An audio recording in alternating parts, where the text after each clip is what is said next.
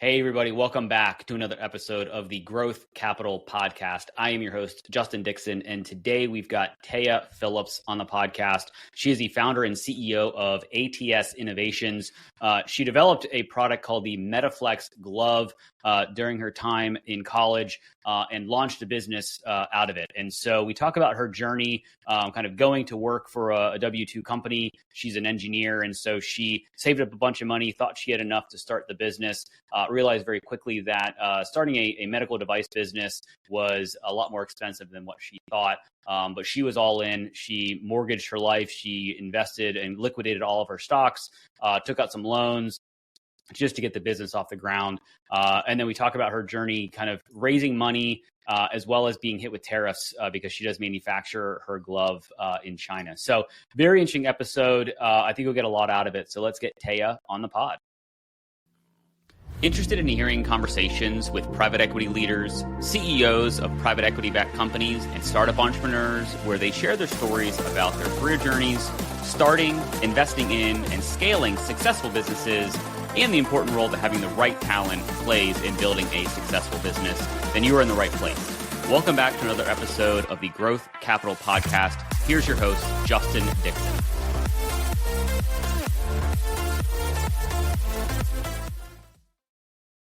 All right, Téa, thank you for being a guest on the podcast. Looking forward to having a chat. Yeah, happy to be here, Justin. Awesome. Well, I guess let's kind of jump in. Give us a little bit of an overview of who you are, where you are, and what you're up to right now. Yeah, thank you. So I'm Téa. I'm the founder and CEO of ATS Innovations and the inventor of the Metaflex Glove.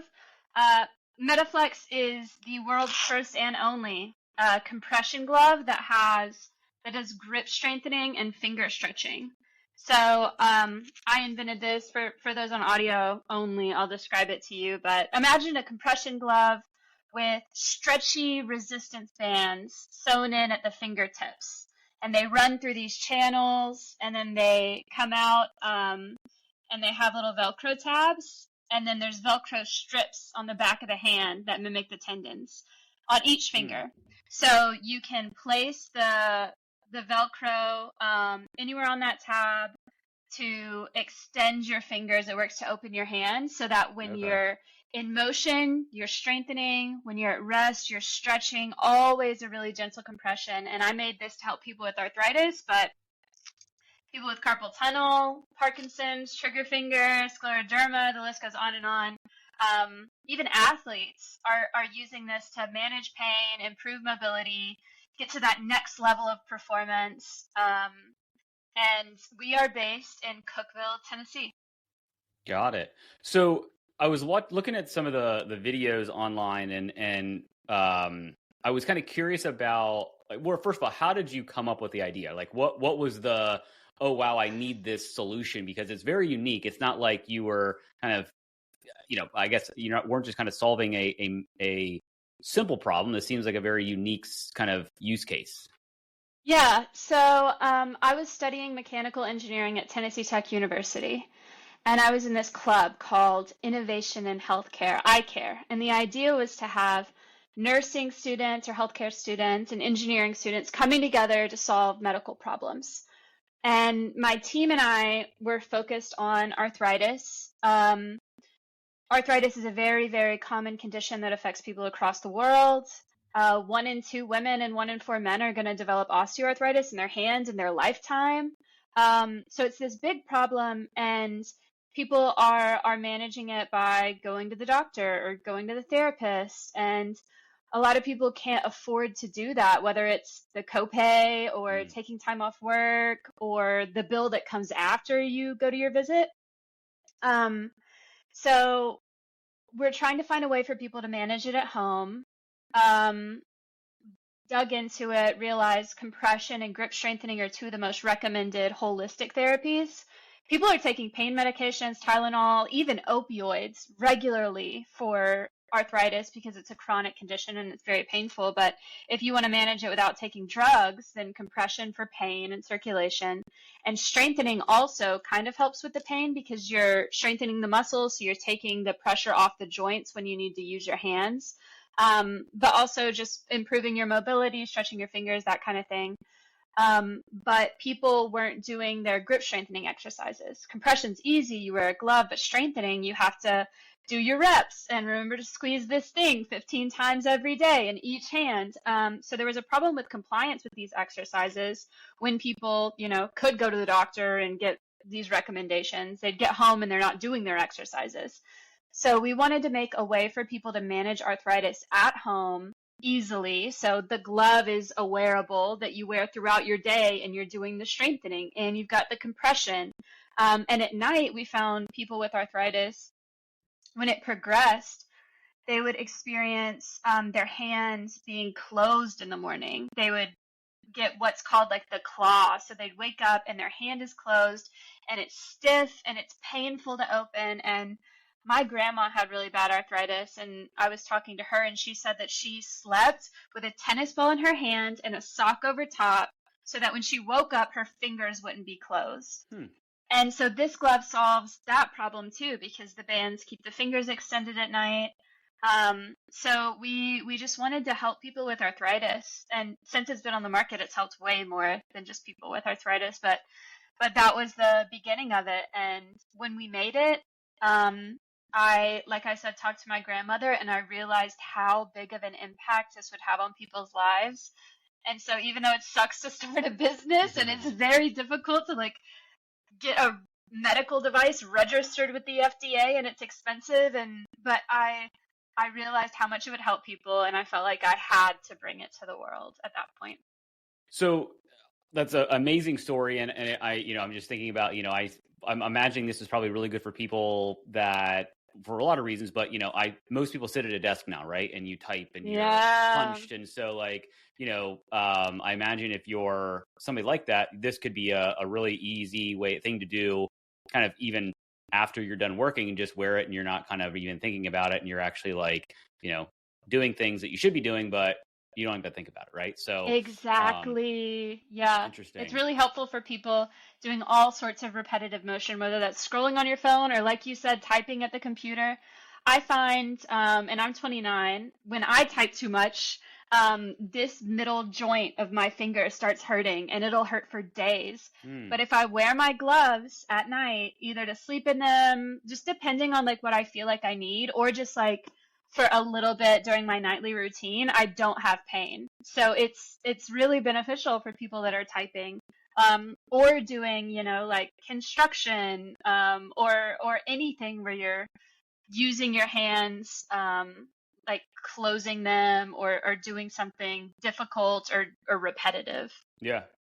Yeah, I mean, I was outside pulling weeds the other day in our garden, and the next morning, I was like, "Oh, my hands are kind of a little sore and a little weird." So, because I don't do that very often, I hate it, but it's a necessary thing that you have to do if you want to keep your yard at least a little bit well kept. So, interesting. So, I want to dig into the business side, right? Because a lot of people that we have on the show, and a lot of the listeners are founders or maybe want to be founders, and so it's always interesting to have somebody on that isn't building software, because software, not that it's easy by any means, but this is a very unique process because, like you said, it's a medical device. I don't know enough about the medical device world to know. I think there's levels or stages or what needs to have certain approvals and things like that, which obviously you probably know way more than I do. So maybe go back to when you were building this product in college, and then how did the actual business become a reality? Because obviously, building something is one thing, but then being okay, I want to invest the time, money, effort, energy, blood, sweat, tears into actually, bringing this thing so that the masses can use it, not just myself, essentially. Yeah. Blood, sweat, tears, all of the money, all of the credits, all of my will to live was put into this. But yeah. So we made it in college, and we made it kind of going towards competing in our university's pitch competition. So think Shark Tank. Tennessee Tech has a Shark Tank, and it's called EagleWorks because we're the Golden Eagles, EagleWorks. Okay. And we competed in EagleWorks in April of 2018, and we identified our customers, and we made the financial plans, and we made prototypes.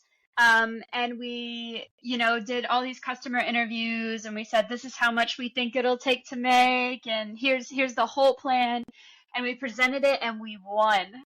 We won first place, and we won the biggest social impact award. And my grandmother was in the audience, and it just felt so good and validating, and okay, there's something to this, and my community is going to come behind me and help me get there. So we won some money, and that money went towards patents. We had one of the things that we won in that competition was a pro bono service from an IP lawyer, which was just such a blessing. And so they filed our first patent pro bono. So we just paid the filing fees, and they put it all together. And then we established the company. And from there, and I worked so hard getting to that competition that I was burnt out afterwards, really bad. So make sure when you're striving towards a big goal that you rest and you let yourself, because I was also in my senior year of engineering school, I'm hustling, I don't sleep, adrenaline on 20. And after the competition, when everything was done, I was crashed out, and I was depressed for 2 weeks, couldn't get out of bed, really, really bad. So make sure you're taking care of yourself, because all of those chemicals that you're building up when you're in hustle mode, once you reach that goal, it's very common for people to crash and hit a depressive state for a while. And so I learned, that's something that I'm glad I learned early on, because this has been an endurance race. Yeah. And now I'm regularly taking time off and touching grass and going and sitting by waterfalls and being out in nature and calming my nervous system. Right. But we won EagleWorks, and then our state, Launch Tennessee, is a state sponsor. It's Tennessee. It's a nonprofit helping startups, and they had a student pitch competition. So a few months after we won first in EagleWorks, we won third in the 3686 Launch Tennessee student pitch competition. And they don't do the student pitch competition anymore. They do one big main stage thing. But I'm trying to get them to bring back the student competition, because there we won $10,000. Okay. And that went towards, just all of the other things that we needed, trademarks and getting more prototypes made by a professional, because our first one of my co-founders had sewn up with her, Girl Scout sewing skills, and right. it was awesome to have that, but we needed the next level. So it helped us progress further and get some branding done and all of those things that we needed to do. And then I graduated college. So I graduated, and I had this idea, and I had this company, and I had no money at all. And I had studied engineering, so I didn't know business or any of it. So I had a job offer from a really great company in Oak Ridge, Tennessee. So I worked at Y12 National Security Complex. It was such a cool job. They subcontracted for the Department of Energy. So I felt like I was doing important work, and I was making a lot of money. So I worked there for about 3 years and saved up all that I could. And then my grandma was getting worse. And I felt guilty for not having worked on really bringing this to market, because I was an engineer, I was living the life. I had a cool job and a good work schedule and great health insurance, and I was making a lot of money. But I felt the responsibility of this thing that I had made that could help so many people. And I also saw the limitations in the culture of the place that I was working. You can only grow so fast, and promotions are really political. It's who knows who. It's not about who's best for the job, because that's just how big companies are. Yep. And I decided to bet on myself, so I quit my job, and I had saved what I thought was enough money, and it was not enough money. You always need more money than you think you're going to need. And I had a manufacturer, and they ended up not being the manufacturer we went with. So it took me way longer to get to market. another year. I quit my job at the end of 21 and I had a manufacturer and I'm like, I'm going to market in 22 and then we're going to make all this money and like, it's going to be great. But I didn't go to market until 2023 because the FDA and my manufacturer didn't have these registrations. And they're like, we're going to need like an investment from you to like file all this paperwork and get it, all the tests done. And I was like, I can't, like, I don't have the money to give you for this. So I had to change manufacturers and oh my gosh. Yeah, the FDA process was just me for months reading all of the CFRs, the Code of Federal Regulations, and being like, how do I fit into this? And then getting loans so that I can pay those fees, which have gone up every single year. And it's such a barrier to entry to all these new innovations that small businesses and inventors can't afford to file a patent or they can't afford to register with the FDA or like buy all of this product in bulk that you need to start your first launch. The money has been the most difficult piece of it for me. So when you kind of had this nest egg saved up that you thought was going to be the last, money that you needed to launch this business and quickly realize that that's, not the case, how did you end up raising money? Or you said something taking loans out, like, were you just kind of like, I'm just going to do it myself? And did you have partners? Like what was the business structure like back, in the 2021, 2022 kind of timeframe? Yeah. So in 2021, I decided to bring my boyfriend, now ex, into the business. Brilliant. And I was like, Perfect. he's right. I was so smart. That's, you guys, that's sarcasm. I was stupid. Don't do it. But he had these skills that I didn't have in like marketing and sales. And I had like operations and like engineering and I knew where we were going and he had the charisma and I'm like, he's going to help me get there. So I'm going to, give part of my business to my boyfriend and we're going to work together and like do this thing. The relationship didn't work. He's not a part of the business anymore. So I had him on the team and it was me and him, but it was mostly me. Like he was really just working on other things. And I started recruiting advisors and that's something that I did really, really well. So early on, I learned the importance of having mentors. Like my first job when I was an intern as an engineer way back in like 2016, I was working for United Technologies Aerospace Systems in Tullahoma, Tennessee, and we made landing gear for airplanes, like military and commercial. And I had the best boss ever. His name was Trey.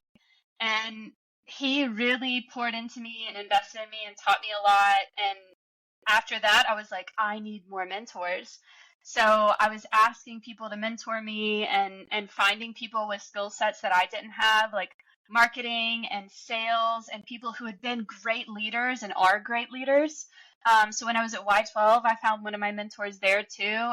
This man who was really respected and a really great leader. And I learned leadership from him. And I was like, how do you like fuel this whole system and this culture and motivate people and give them what they need to like succeed in life and be happy? And so I surrounded myself with really great advisors and I met with all of them once a month as a group, and I still do. It's my board of advisors, and I gave each of them a small percentage of the company so that they have some, stake in it and they feel ownership and they want me to succeed. And, they're going to get money when I sell. So they're invested into it. And that's something I did really well, is asking for mentors and advisors. And I find more people are willing to help you than you expect. And asking, I mean, you're going to get no's, but you're going to get yeses too. So try to find mentors and advisors. How does that process work? So if somebody's listening and they're like, I need help, but I don't have money to pay people, right? So they can't recruit them full time as employees, but they also maybe are gun shy about giving away some of their business, right? And as you should be. And how do you balance the advisor share that you're going to have to give them, right, to kind of be on your advisory board, with the kind of return on that investment, right? Because they're doing it pro bono, except for if they're going to get equity and they're going to get cash, when you have a very successful exit and all that fun stuff. So for somebody that's like in the process of like, I need mentors, but I don't know how to get them. Like, how do you ask for mentorship? How do you ask for, to be on an advisory board other than just saying, hey, I think you're great and I think you could help me in this area. Would you be willing to be on a board? How does it work? Yeah. Some people, I asked them to be a mentor and then they turned into an advisor because I asked them to be a mentor like when I was an engineer. Yeah. And then I was building my board and I'm like, I need you like on my advisory board. Others, you just meet with people, you find them and you're like, would you like to get lunch? Can we get coffee? Are you free for a Zoom call? Can I like call you for 30 minutes and pick your brain? And start talking to them. And if they're willing to help you, you'll know. They'll have ideas for you and they'll ask you questions and they'll challenge you. If you find people that are just telling you, yes, you're so great. Oh my gosh, you're so great. Like that's not an advisor. That's someone that's just pumping up your ego and they're not going to give you any feedback that's critical. And if they don't give you critical feedback, then they are not advising you. So steer away from yes men. But think about the areas that you're not strong in. Like for me, I've gained a lot of strength in a lot of places because of my advisors, but like I was never formally trained in marketing or sales, and starting as an engineer, I was weird around people. So I just found people with skills that I didn't have, or with networks, or people who had done this before, people who had started and sold businesses, people who had worked for large corporations and like the marketing or sales side, and started meeting with them. And, after a few meetings, you can tell if like you want more of their time. Yeah. And when you want more of their time, it's best to compensate them for that time. Yeah. And that's how you build a really strong culture. Also with employees, you pay people well and you compensate them well. And equity is worth a lot. Even if it's not right now, like if you're on the track to build it and these people are going to help you, then they know that your equity is worth a lot. And you give them, as much as you feel is necessary, but like 1% or less. It's not a lot, and they can always, come on in a greater capacity and earn more, or when you start making money, they can do these other things for you. But find people who are willing to help you and have skills that you don't have and are willing to give you critical feedback, and meet with them a few times over a few months before like you make a solid decision. Yeah, no, I think it makes a lot of sense. So we're recording this in late June of 2025. So where is the business now? Obviously, I'm on your website. Looks like you can buy the glove on the website. So yeah, tell me of the business. How many people do you have? Like, what's it look like? Yeah. Going back earlier, you asked about funding. So I liquidated everything I had, my Roth IRA, my 401k, every little crypto coin I had. I had invested in GameStop and I was seeing a positive return because remember it was like 2021, 22. Yeah. That was such a fun time. I liquidated everything. I maxed out my credit cards. I got a loan from one of my advisors. I got a loan from a small business center, and I started going after investment, and it took me years to raise investment. I tried to start raising investment in 2022, and I didn't get my first check from a VC, from an angel group, until 2024. Wow. No one would bet on me. It was very frustrating, and it made me very angry because I'm like, this is working. But anyways, I finally started raising money. So now we have raised over $500,000. I have hired my first full-time employee, and I'm growing my team. So I've got part-time employees. I've got a part-time hand therapist on my team. He's my chief clinical officer, and he's writing grants and trying to get us research and trying to partner with people to get more research done on the glove and talking about it and being like that expert authority, because my authority is like engineer, like I can make things, I can set the vision, and I've learned sales and stuff, but like he's the hand therapist who can talk to, these are the conditions, these are how you use it. And then I've got a great sales guy who's also part-time, and he's finding distributors for us. So I don't have to hire this like huge sales team that goes out into all of these hospitals and supply stores and pharmacies and things like that, because we recently got covered by insurance, so we need to start pushing that side of it. So I've got sales part-time, working on those like bigger partnerships. And I've got some agencies. I also have a part-time SEO guy who's, working on my website, writing blogs, getting us onto podcasts, and like making all the content that goes behind the scenes with that. I've got agencies running ads on Google and Meta and Amazon. And then my first full-time employee, Megan, she's doing marketing. So she's my brand manager, and she's in charge of everything that's outward facing. And so we're working on hiring a social media agency and people to edit video. And I'm finally not a one-woman show, and I'm finally able to invest in the things that we need to invest in. And we're moving into different markets too. So we're starting to move into the athletic market and helping basketball players and football players and rock climbers and cyclists and motorcyclists and, all of these people that use their hands in an athletic way to recover and rehabilitate and prevent injury and also hit that next level of performance. And now I'm getting to do the things that I really like doing, which is product design. So I've had so many versions of Metaflex in my notebook for years and years and years. And I've got 2 new versions coming out this year, which is very exciting. And I've got more versions coming out next year. And we're just starting to grow the product line because I finally got the funding that I needed to execute on this vision that I've had since 2018. So we're in a season of goodness and growth, but it was lots of long seasons of difficulty and struggle to get here. And I'm sure we're going to hit difficulty and struggle again because it comes in waves, it ebbs and flows. And the real key to being a great entrepreneur is to be resilient. That's the difference between people who make it and people who don't make it, is the people who make it just don't give up.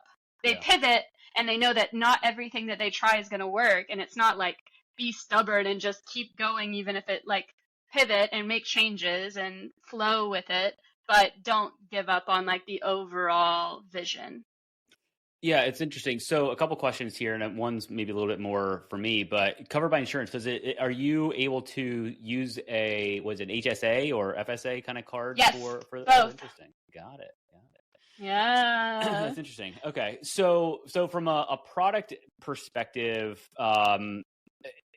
we've got the glove, and you've got some different versions coming out. I guess because you're this engineer and you have probably a notebook of other ideas, are there other products that maybe you can't discuss, but maybe that you have coming out that are maybe for other ailments that are not just in a glove kind of form? Yeah. We're looking at other parts of the body to implement the Metaflex technology because wearable tech is the future. I mean, it increases compliance, and it makes it so easy to improve your health. So we're going to see a lot of wearables going into the future, and we're already seeing them in rings and in watches. But my kind of technology, where it's just passive strengthening and passive circulatory improvement and all of that, we're gonna see that a lot in the future, and Metaflex is going to be there. For your glove, I guess, do you see the need or maybe possibility of having some type of a sensor in the glove so that if you have a patient who is not always compliant, you can essentially have your glove kind of hooked up, and so it tracks your compressions, or it alerts you, hey, you haven't worn your glove today. Like I'm just kind of spitballing. You probably have already thought of these things, probably, but we can definitely put some technology, some like mechanical, electrical technology into the product. Absolutely. The problem is it increases the cost of the glove, and so We'll just have to see what the market is looking for specifically and how to make it as cost effective as possible, because the Metaflex, the whole premise is affordable healthcare and being able to improve your health in a way that that's accessible to everybody who needs it. So we sell a pair of gloves for $54.95. And we're about to start selling just a single glove for right under 30, so people can try it out and see if they like it, and make sure as many people as possible have access to this technology. And I guess is the kind of next evolution of the business just to continue to kind of grow organically? Because obviously it looks like you sell on your website, you're selling through distributors. Like, are you going to go out and raise more money to kind of fuel the other product lines, or okay? We'll be raising again next year, and that's really just to expand into other countries. So we're solid in the U.S. We're growing in the U.S., but since it's a medical device, it requires, registration in all of these other countries, and all of the IP protection in the additional countries. So we filed some of it. That gives us an extension. And so next year, that timeline is going to be up, and I'm going to raise, really just to fuel the expansion of the company. And my goal is to sell it. To grow it, to sell it, so that I can retire early and start working on other technologies. Well, it feels like you could probably license the technology to another glove manufacturer or some other medical device company and just collect royalty checks. The whole royalty game seems like an interesting option. We could. That's definitely an option, but I want to make it more valuable first, because there's so much opportunity to be had, and we're on a roll right now. So I've already had 2 different companies asked me about licensing, and I was like, not yet. Not yet. Let us get a little bit bigger, and then those checks will be a little bit larger, right? Exactly. Are you I'm a woman here in the U.S., or are you are you manufacturing here in the U.S., or are you handling or dealing with tariffs and all of that? Oh, yeah. We manufacture in China. Okay. Just like everybody else, especially in the compression space. They have decades of experience, and they are the experts. They're also great people to work with, but regardless, they're the experts in compression. My manufacturer says this is the most difficult product they've ever made, because it's got these tiny little channels that you have to sew like perfectly to get everything to move the way that it needs to move. And I've got more complicated versions in the pipeline that will be coming out. But yeah, so we're dealing with the tariffs, and it's an absolute nightmare. And I wish this administration would sober up or something, because they're pissing me off. So yeah, I was importing Metaflex Glove, and this is when you said you can cuss, because you knew you were going to ask me this, and I was going to get heated. I get heated. But I was importing this glove at 12 or 13%. Okay. So I buy the glove, and then I pay a 12% tax to bring it in. My company pays it. Yep. And all of a sudden, it went up, and it went up to 50%, and then 80%, and then 148%.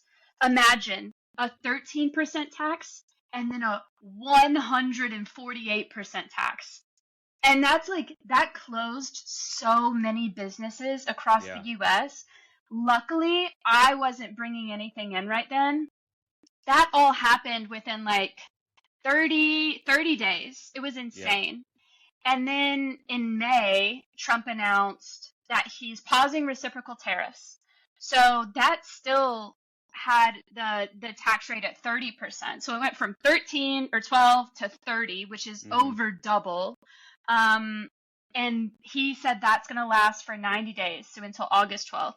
So I bought as much product as my manufacturer can make in that time. So they're manufacturing right now, and at the end of July, they're going to ship it, and we're going to see a lot of things coming into the country right before that August 12th date to hit that lower tariff. And then I have no idea what's going to happen. So I was planning on making these new versions and bringing them in. And I was still in development of some of my new versions when he paused the reciprocal tariffs. And so I had to buy what was ready. And what was ready wasn't really what I wanted to buy. It's it's good. It's product that's selling already. But I wanted to take it to that next level before I bought a lot. So we bought really just the version that we're selling now, more of it. And they're also working on these new versions, and they're gonna come in after August, but I have no idea what it's gonna cost, which is very scary. And luckily we do have some cushion now that I just raised money. So I'm in a very fortunate position that a lot of small business owners don't find themselves in right now. Like the timing, I got very lucky and it worked out for me. But a lot of people are closing down their businesses because of the uncertainty. If you can't predict what your cost of business is going to be, then you can't stay in business. And so we're filing applications to sell in Canada because if I can't import into the US, I've got to import products somewhere. Like we're a growing business. I can't just pause it. I have Yep. people I need to pay. I have to get sales. I have investors. Like I have projections. I have to hit this growth to like get everyone their return on investment. There's a lot that goes into it, and changing the cost of goods changes the whole equation. So we're looking at importing into Canada after August and not then bringing it into the US because then you can't, you're still having to pay to come into the US. So Right. these new versions, depending on what the Trump administration does, may not make it to the US. I may have to sell those in other countries, which is very disappointing, but it's the strategy we have now. Yeah, it's interesting. I haven't really talked to many people that kind of outlined it exactly how you did. Of you're literally sitting there and you're paying your normal tariff or tax to come in, to import goods, and then overnight it goes from 12 to 30 to 100, whatever it is, and it's like, to your point, as a small business or even a big business, you can't really predict, you can't plan for the future if you don't know what the future from a cost perspective is going to look like, right? And so, yeah, that's No got to be very idea. nerve-wracking. It was very, and it still is. And I just feel very lucky that I have money in the bank because until recently I didn't have money in the bank. Like this would have closed the business. Yeah. But now I have a little bit of cushion and a little bit of wiggle room. And I can import at double the rate that I was importing at. But a lot of people can't do that. But Yeah. yeah, from the day to day when he was changing it, it was like every few hours it would change. And if you were someone that was bringing goods into the US from like, I think he started it in April, like he started making those changes from April to May. If you were importing goods from April to May, like you were screwed. Like Yeah. there was Well, and then what do you do nothing. with your costs, right? So you can't, as a business, you don't want to increase your prices, right? But if you're taking 100 and if your, tariff tax rate's going from 12 to 100%, like you can't eat all of that. So you've got to then pass that on to the consumer, right? So You can't. So businesses closed. yeah, American small businesses, people like me who rely on their business making money to pay themselves right. and to pay their mortgage and to feed their children had to close their business and find another source of income because that was so disruptive. It was so disruptive to business. And in August, it's going to be disruptive again. And we have no idea what's going to happen other than knowing what he did last time, Yeah. which was just crazy. It made no sense at all. Yeah, and you can't just bring manufacturing back to the US overnight, right? Especially, something that is very nuanced and specific, a compression glove that is, a medical device, right? It's not a t-shirt or anything that's, simple, quote unquote. But yeah, If I it's wanted to really, make these in the US, they wouldn't be affordable for people. Like, yeah. then people wouldn't be able to afford to buy it.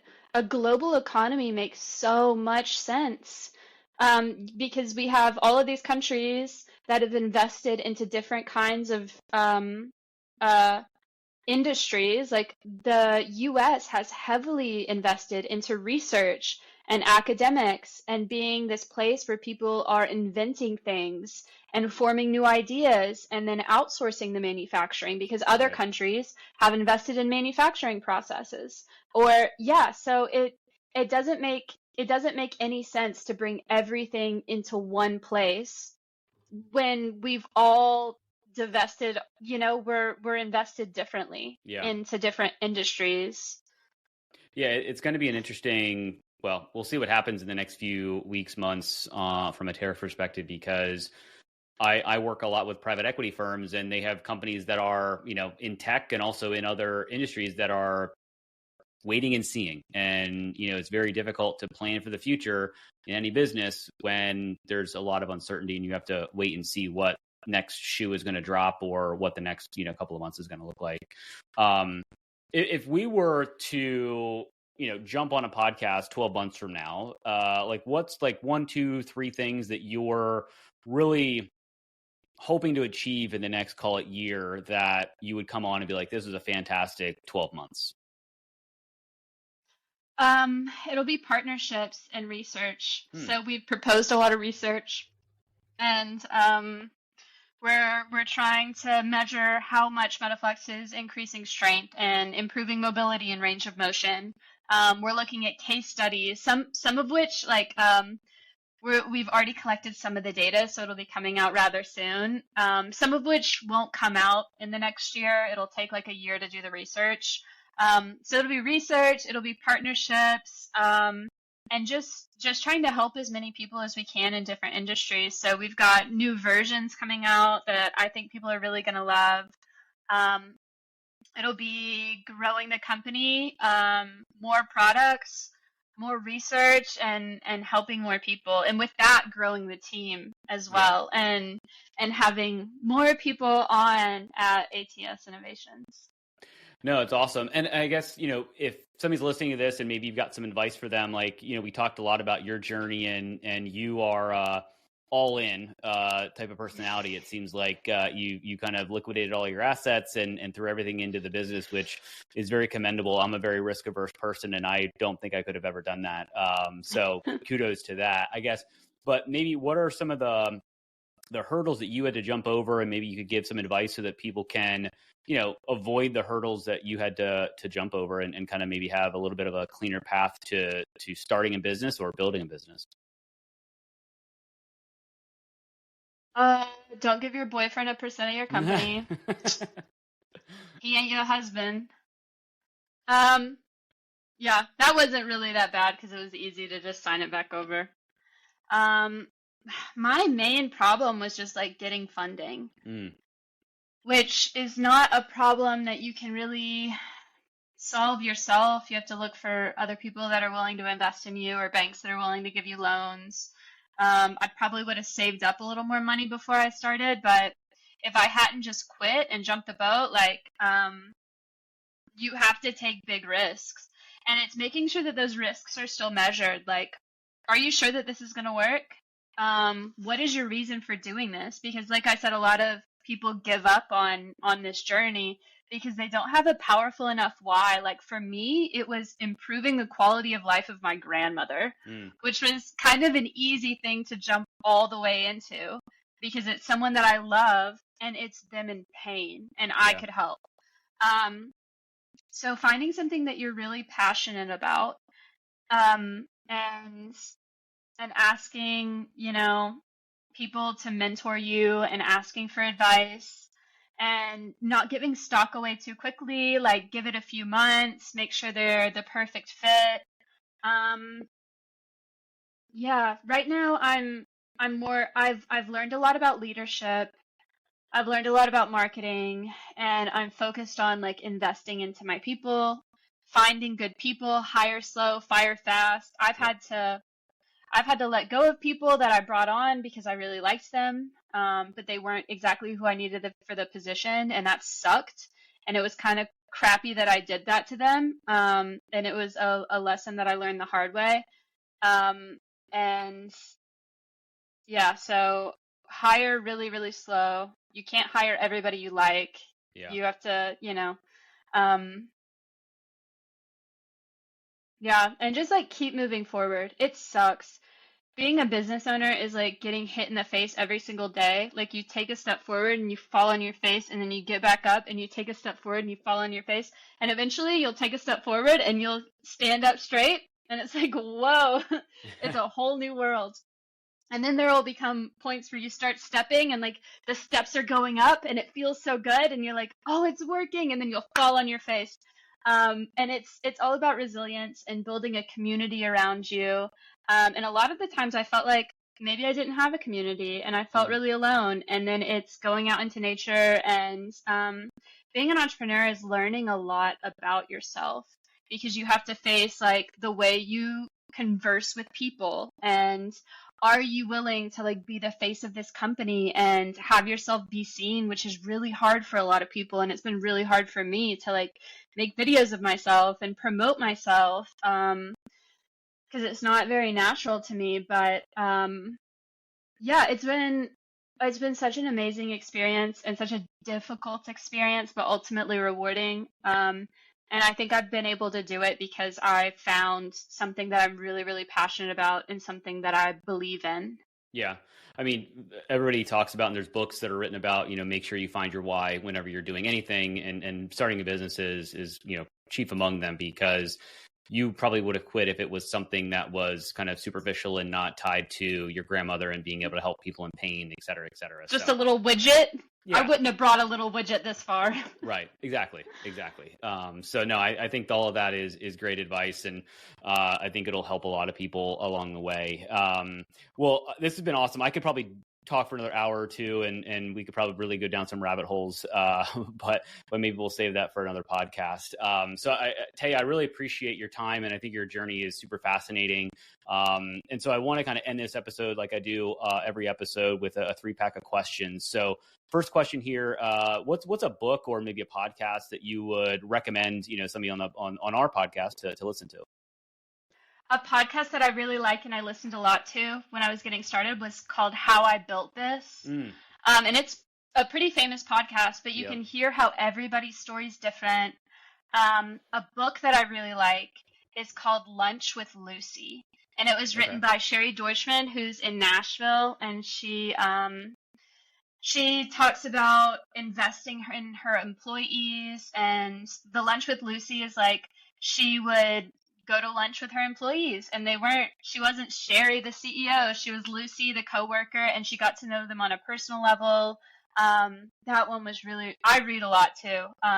So there's also a book that I read recently, called How to Make a Few $billion that I picked up in the airport on my way to China to visit my manufacturer. And I was like, I just need a few billion.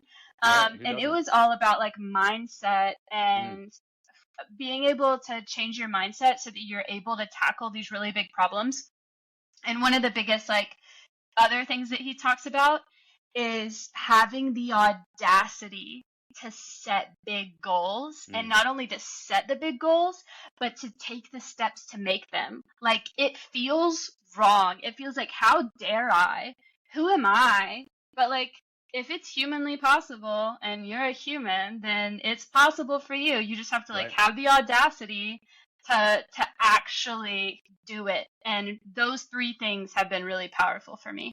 No, I love that. I'll have to check that book out. I hadn't heard of that one. So, and who wouldn't want a few $1 billion anyway? So just a few. I just need a couple. That's right. All right. Second question here. What is your favorite thing to do outside of work? I like hanging out with my friends. I like doing art with my friends, so like painting pottery or painting canvases or going on hikes, listening to music. I love the art community in Cookeville. It really all comes back to like creativity, because I feel like us as humans, we thrive the most when we're being creative, whether that's singing or writing or dancing. I also like to celebrate every tiny win by like dancing in my office, and I look crazy to anyone passing by, but like it feels good to me. And having that full range of self-expression so that you don't get burnt out, because being an entrepreneur sucks. So I like going to art prowls and meeting local artists and being in awe of everyone's skill and creativity, and being inspired by those people too. Awesome. No, I love it. All right. Final question here. Favorite vacation spot? I like going down to South Florida to see my sister. Okay. I also like going up into the mountains, because boy, South Florida is hot. But if you can go into the Tennessee mountains, it's beautiful. There's waterfalls and rivers, and the trees just canopy over you, and it's nice and cool even on a hot day. So being outside, or, being with family. No, I love it. Yeah, no, I have not been to the mountains of Tennessee. I've only been to Nashville once, so I'll have to maybe check that out for sure. Yeah, out to Knoxville and Gatlinburg. It's like another world. Yeah. Awesome.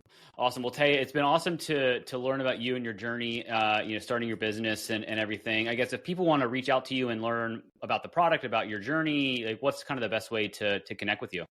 Yeah, you can go to my website, metaflexglove.com. That's METAFLEX glove.com.